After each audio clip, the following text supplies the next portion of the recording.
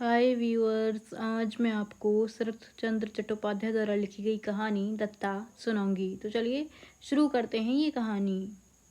विलायती चाल चलन जिन्होंने सीखा है उनके मकान में शायद ऐसा हो, लेकिन सबके यहाँ नहीं। आप स्वयं प्रदेश में बहुत दिन रहे हैं, इसी से आप भूल करते हैं। नहीं तो हम पुरुषों के सामने निकलती हैं, ज़रूरत पड़ने पर बातें भी करती हैं, फिर भी बिल्कुल मेम साहब नहीं बन गई हैं और उनकी चाल भी नहीं चलती हैं। नरेंद्र ने कहा, ना चलती हो लेकिन चलना तो उचित है। जिसमें जो अच्छी बात है उसे ले लेनी चाहिए। विजया बोली, कौन सी अच्छी बात है?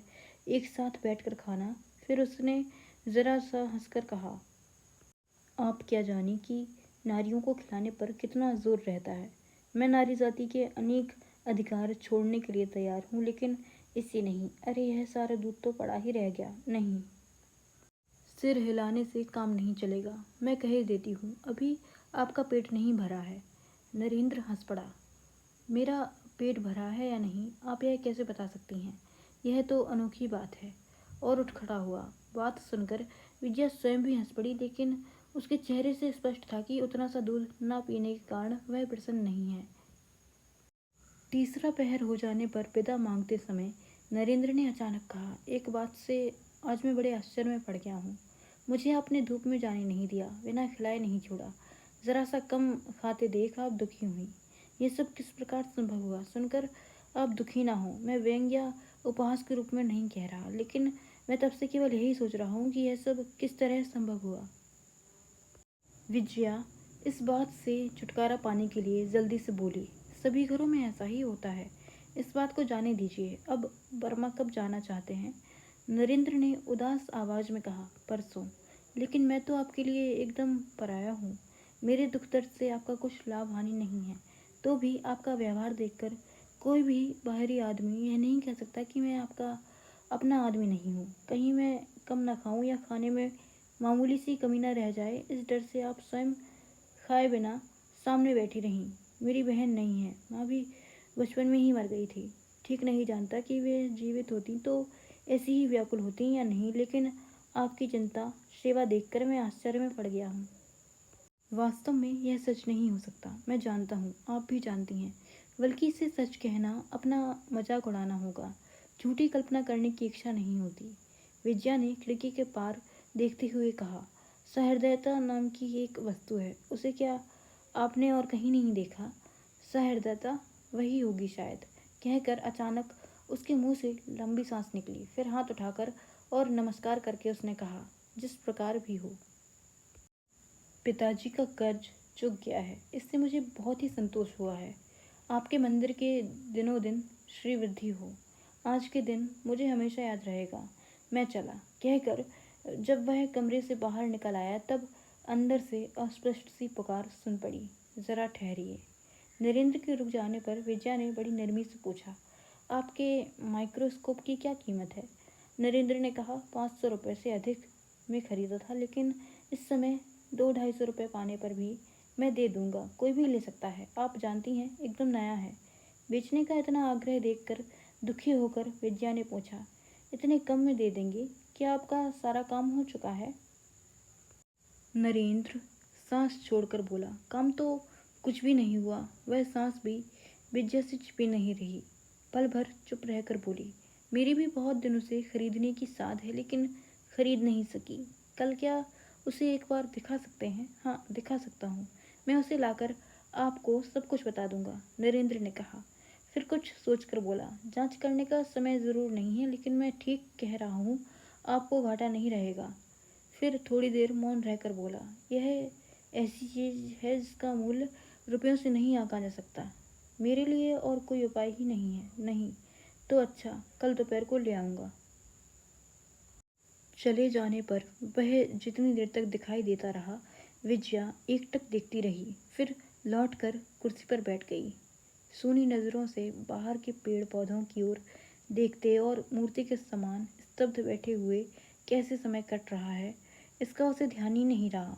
कब शाम बीत गई, कब नौकर दिया जला गया, उसे पता भी नहीं चला। अंत में उसकी चेतना लौटी। अपनी आंखों के आंसुओं से अनजाने में न जाने कब से बूंद बूंद गिरते गिरते उसकी छाती का कपड़ा तक भीग गया। छी छी, नौकर चाकर आए गए होंगे, शायद उन्होंने देख लिया हो, न जाने वे क्या सोचेंगे। रात को बिस्तर पर लेटकर खिड़की के पार अंधेरे में देखती रही। शून्य अंधकार की तरह अपना सारा भविष्य उसकी आंखों के आगे नाचने लगा। फिर वह कब सो गई पता नहीं। जब आंख खुली तो प्रभात के स्निग्ध आलोक से कमरा भर गया था। उसे याद आया कि जो अनजानी पीड़ा उसकी नींद में भी विचरण करती फिरी थी, उसके साथ न जाने कैसे उस व्यक्ति का घनिष्ठ संबंध है। दिन चढ़ने लगा। फिर पूस की दोपहर का सूरज एक ओर झुक गया। धूप के रूप में ढलने की सूचना पाकर विजया निराश हो उठी। कल जो आदमी बहुत दिनों के लिए देश छोड़कर जा रहा है, और अगर इतनी दूर न आ सके तो इसमें आश्चर्य की कोई बात नहीं। अगर वह अपना अंतिम सहारा किसी दूसरे को अधिक दामों में बेचकर चला गया तो उसे कौन दोष देगा। तभी परेश ने आकर कहा, माँ जी नीचे आओ, बाबू आए हैं। विजया का मुंह पीला पड़ गया। कौन बाबू रे? कल जो आए थे उनके साथ एक बड़ा भारी चमड़े का बक्सा है। माँ जी। अच्छा तो बाबू को बैठने के लिए कह, मैं आती हूँ। 2-3 मिनट के बाद विजया ने कमरे में पहुंचकर नमस्कार किया। आज उसकी वेशभूषा और माथे के रूखे बिखरे बालों में ऐसी एक विशेषता थी, उन्हें सलीके से संवारा था कि किसी की नज़र से नहीं बच सकता था।